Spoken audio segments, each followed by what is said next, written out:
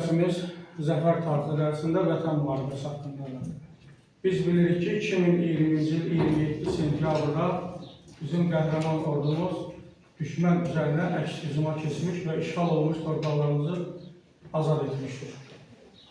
Deməli, 2020-ci il 27 sentyabrda əks hücum əməliyyatı başlanır və bu əməliyyatın adı adlanır Dəmir Yumruq əməliyyatı.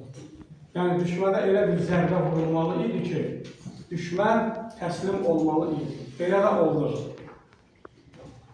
3 oktyabrda uşaqlar Suqovuşan kəndi azad olundu və onu deyək ki, bu yaşayış məskəninin adı əvvəllər Madagiz idi. Elə həmin gündə, azad olunan gündə prezidentimizin fərmanı ilə Madagiz dəyişildi, oldu Suqovuşan, əsl tarixi adına oluşmuş oldu. 4 oktyabrda Cəbrayıl şəhəri azad olundu.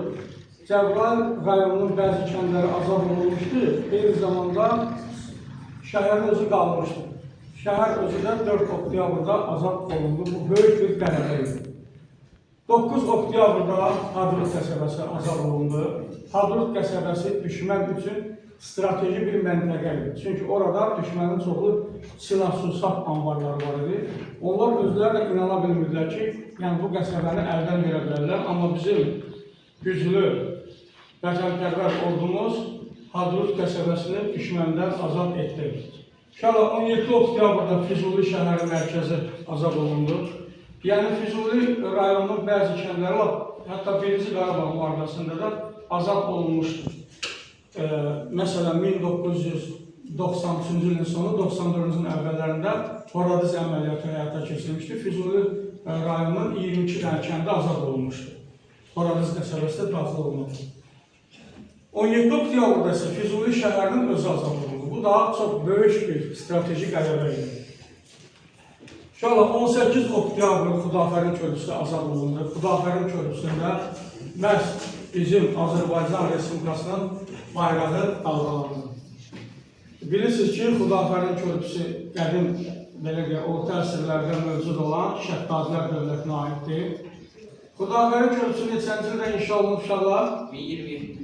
Bəli, 1027-ci ildə inşa. Hansı dövlətə aiddir? Şəddadilər dövlətinə. İki dövləti birləşdirirdi.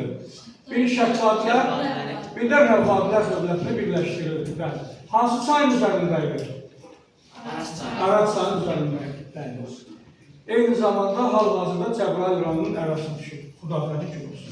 18 oktyabrda azad oldu. Bu da çox mühüm bir qələbə idi.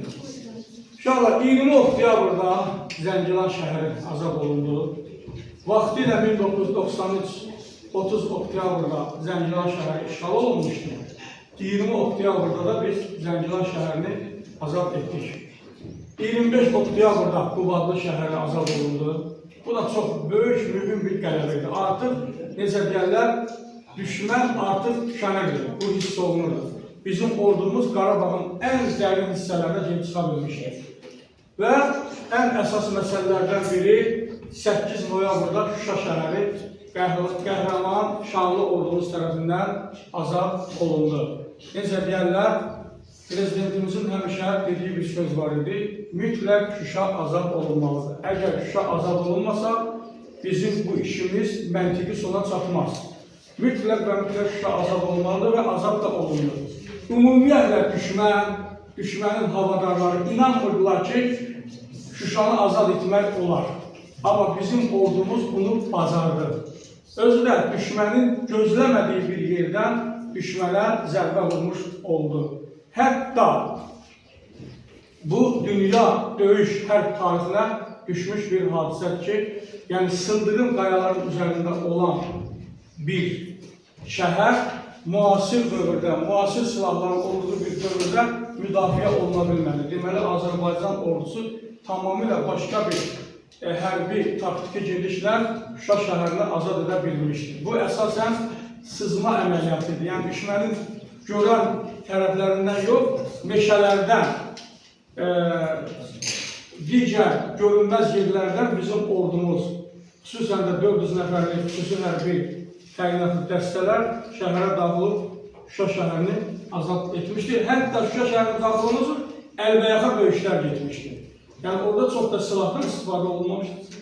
Və bizim yenə də xüsusi təyinatlı ordumuzun öz gücü, qüvvəsi özünü göstərmişdir. Uşaqlar, nəhayət 10 noyabrda düşmən təslim olduğunu bildirir. Üç tərəfli bəyanat imzalanır. Azərbaycan, Ermənistan və Rusiya arasında. Bu artıq kapitulyasiya aktı deməkdir. O deməkdir ki, yəni düşmən təslim olur. Kapitulyasiya aktı o demək ki, düşmən təslim olur. Heç bir şərt qoymadan təslim olur. Şərtləri ancaq qəhrəman mübariz Azərbaycan dövləti və Azərbaycan rəhbərliyi verir. Və orada bir neçə şərtlər vardı. Şərtlərdən biri oldu ki, düşmən 20 noyabrda Ağdamı azad etməlidir. Yəni düşmənin hərbi hissələri, terrorçu dəstələr Ağdamdan çıxıb getməlidir. Kəlbəcər də 15 noyabrda azad olunmalı idi. Lakin Kəlbəcər hava çiskinli olduğuna görə biz humanist avtomatlı 25 noyabrda Kəlbəcərdən çıxıb getməli oldular. 1 dekabrda da Laçından çıxıb getməli oldular. Beləliklə bizim 27 sentyabrda başlanan əks hücum əməliyyatı, vətən müharibəsi əks hücum əməliyyatı çox böyük dəqiqliklə, ustalıqla yerinə yetirildi. Çox böyük bir qələbə əldə etdik. Digər şagirdlərdən soruşaq görə danışdıqlarımızdan kimin yadında qalır? Axırıncı cümlələrdən soruşaq. Əslində Kəlbəcər nə vaxt azad olunmalıdır? 15 noyabr. Bəs nəyə görə? Hava şəraiti imkan vermədiyinə görə bu humanist addımı atdıq. Diqqətinizə görə çox sağ olun, təşəkkür ederim.